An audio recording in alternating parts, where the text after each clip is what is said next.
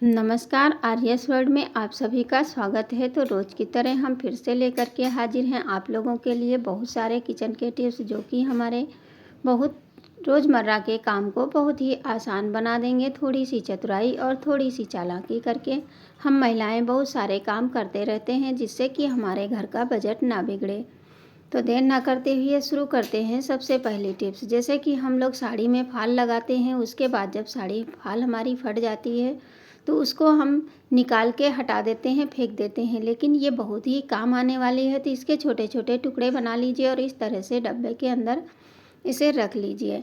अब आप लोगों के दिमाग में यही आ रहा होगा कि ये सब कपड़े क्या होंगे। तो ये कपड़े हमारे किचन में रोज़मर्रा के काम में बहुत ही काम आते हैं। जैसे कि हम गैस पे कुछ भी बनाते हैं, तो जैसे चावल है या दाल है या कोई चीज़ बनाते हैं तो नीचे गिर जाता है, तो उसको अगर डायरेक्ट हम जिससे गैस साफ़ करते हैं उसी से साफ़ करेंगे तो बहुत ही गैस हमारी बहुत देर लगेगी, साफ़ भी नहीं होगी। तो तुरंत जैसे ही गिरे वैसे ही इस कपड़े एक टुकड़ा उठा लीजिए और उससे इसको पोंछ करके फिर कपड़े को आप फेंक सकते हैं। तो होना कमाल का, मतलब यूज भी हो गया और कपड़ा भी हमारा वेस्ट नहीं हुआ। उसके बाद में आप गैस स्टोव को साफ़ कर सकते हैं जिससे बहुत जल्दी से गैस आपकी साफ़ हो जाएगी। उम्मीद करती हूँ ये टिप्स आप लोगों को ज़रूर पसंद आई होगी। बढ़ते हैं अपनी अगली टिप्स। जैसे कि महावर लगाना सभी को पसंद होता है, लेकिन आजकल के भाग-दौड़ की ज़िंदगी में कोई भी रंग लगाना पसंद नहीं करता है कि चादर ख़राब होगी या हमारे कपड़ों में लगेगी या फर्श पे लगेगा। तो इसके लिए आपको क्या करना है, पहले तो कलर लगा लीजिए पैरों में। उसके बाद में आप क्या करिए, कोई भी बॉडी लोशन ले लीजिए और या तो सरसों का ऑयल ले लीजिए और बस अच्छे से इसके ऊपर हमें लगा देना है। लगाने के बाद में जब सूख जाए उसके बाद ही आप लगाइए। लगाने के बाद में आप देखेंगे चाहे चादर पे बैठें या कहीं भी फर्श पे निकलेंगे, आपके जो कलर है वो कहीं नहीं लगेगा और ये बहुत लंबे समय तक आपका कलर लगा रहेगा। एक बार लगा लीजिए और आप कम से कम 15 दिन तक आपका कलर नहीं छूटेगा, क्योंकि ये पक्का हो जाता है। इसके बाद में चलिए, अब देखिए जो भी कलर छूटना था मेरे हाथों में छूट चुका है। अब इस हाथों में जो कलर लग गया है इसको हम कैसे छुड़ाएं, क्योंकि ये खाने में जाएगा तो नुकसान करेगा। इस वजह से हमें इसे भी छुड़ाना बहुत ज़रूरी है। और ये कलर जितना बहुत पक्का कलर होता है इसको छुड़ा लेते हैं और फिर आप कोई भी चादर पे आप लेटेंगे तो आपके चादर पे कलर नहीं लगेगा। अब ले लीजिए थोड़ा सा, बिल्कुल एक चुटकी बेकिंग सोडा ले लीजिए और उसी में थोड़ा सा जो कोलगेट होता है ये पेस्ट ले लीजिए।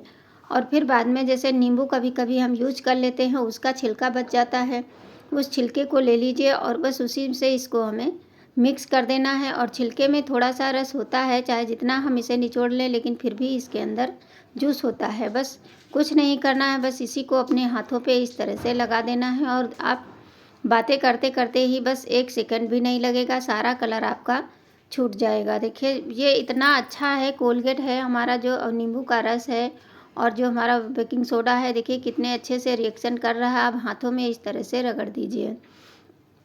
मैं तो ज़्यादातर उंगली से ही लगाती हूँ, तो जिस उंगली से हमने रंग लगाया है उसमें बहुत ज़्यादा लग गया था, उसको भी आप इसी तरह से छुड़ा सकते हैं। तो देखिए तुरंत नहीं छुड़ाना चाहिए, इसी वजह से मैं तुरंत नहीं छुड़ाई थी। अब ये कलर आपका बिल्कुल छूट चुका है। अब हाथ को धुल के आपको हम दिखाते हैं कितने अच्छे से ये छूट गया है। बस चलिए अब पानी से इसे हम धुल लेते हैं। कभी भी आपके हाथों में या कहीं भी पक्का कलर लग जाए तो ये आसानी से आप छुड़ा सकते हैं। ना आटे की ज़रूरत पड़ेगी, ना शैम्पू, ना कोई चीज़। बस थोड़ा सा कोलगेट ले लीजिए और थोड़ा सा इसमें बेकिंग सोडा डाल करके, जो मीठा सोडा खाने में यूज करते हैं, उसको ले लीजिए और देखिए कितने अच्छे से हमारा कलर छूट गया है। अब आप बेफिक्र होकर के हाथों में कलर लगा लीजिए और ये जो है इसमें जो बेकिंग सोडा और वो है उसी नींबू के जो छिलके से हम इस तरह से रगड़ देंगे और उसके बाद में धुल देंगे तो बहुत हद तक ये छूट जाएगा। क्योंकि ये जो होता है ये सूखने के बाद ही देखिए बहुत अच्छे से छूट गया है। तो उम्मीद करती हूँ ये भी टिप्स आप लोगों को ज़रूर पसंद आएगी। अब आप बेफिक्र होकर के अपने पैरों में कलर लगा सकते हैं, आपकी चादर बिल्कुल भी ख़राब नहीं होगी। बढ़ते हैं अगली टिप्स। जैसे कि सर्दियाँ जा चुकी हैं, अब कम्बल रखने की ज़रूरत है। तो इस तरह से सबसे पहले तो हमने कम्बल को अच्छे से धुल लिया है। धुलने के बाद में अब चलिए इसे हमें फ़ोल्ड कर लिया है। फ़ोल्ड करने के बाद में इस तरह से हमें इसे फ़ोल्ड कर लेना है। 3 पार्ट में इसे फ़ोल्ड किए हैं। उसके बाद में आप क्या करिए, थोड़ा सा इसे हम देखिए आपको दिखा रहे हैं इस तरह से करके और इसी के अंदर इसे हमें फिक्स कर देना है ताकि ये अच्छे से हमारा छोटा सा एक बन के तैयार हो जाए। और ये हम रखें कहाँ, सबसे बड़ी समस्या होती है, इतने सारे कम्बल हो जाते हैं तो इनको रखना बहुत ही कठिन लगता है कि किस अलमारी में रखें, कहाँ रखें। तो इसके लिए आपको छोटा सा काम करना है। जितने भी इस तरह से ब्लैंकेट हैं आपके, मतलब कम्बल हैं, पतले वाले हों या मोटे वाले हों, आपके घर में पिलो कवर बहुत सारे होते हैं, आप उसी पिलो में एक एक करके सारे कम्बल रख दीजिए। फिर आपको रखने में भी दिक्कत नहीं होगी और ना ही आपको धुलने में फिर ये ना गंदे होंगे और ना ही इसमें से स्मेल आएगी। इस तरह से इसके अंदर रखने के बाद में इसमें छोटा सा काम और करना है, जो कि हमारे विंटर के कपड़ों, मतलब जो हमारे कपड़े होते हैं सर्दियों के, इनमें से जैसे बदबू आने लगती है, ज़्यादा दिन तक रखे रहते हैं, उसके बाद जब निकालते हैं तो बहुत गंदी स्मेल आती है, वो भी नहीं आएगी। तो देखिए पूरा इसी के अंदर हमें रख देना है। एक पिलो में एक हमारा कम्बल आ जाएगा, चाहे सिंगल बेड का हो या डबल बेड का। आप आराम से इसमें बस अच्छे से जब फोल्ड हो जाएगा तो ये पिलो हमारा बनके तैयार हो जाता है। अब इसमें एक सूती कपड़ा ले लीजिए, उसके अंदर 2 कपूर की गोलियां रख लीजिए। जो कपूर की गोली होती है हर कोई जानता है कि कपड़े में रखना चाहिए, इससे हमारे कपड़े ख़राब नहीं होते, फंगस नहीं लगते हैं और ना ही इसमें से स्मेल आएगी। अब इसमें गांठ लगा करके, आप सूती कपड़ा इसलिए लेते हैं क्योंकि इससे जो होता है ये हमारा बहुत अच्छे से वर्क करता है, इसीलिए सूती कपड़े में ही रख के, इसके अंदर रख के ये सिलाई लगा देंगे और हमारी पिलो बन गई।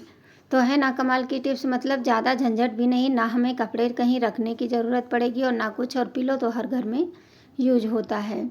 देख लेते हैं अपनी अगली यूजफुल टिप्स, जैसे कि इस तरह के जो रुमाल होते हैं किचन में हम यूज करते हैं या बाथरूम में यूज करते हैं, तो इनको हम इधर उधर रख देते हैं तो खो जाते हैं, नहीं मिलते हैं। बच्चे हैं जिसके घर में, तो बच्चे बहुत ही शरारती होते, इधर उधर फेंकते रहते हैं।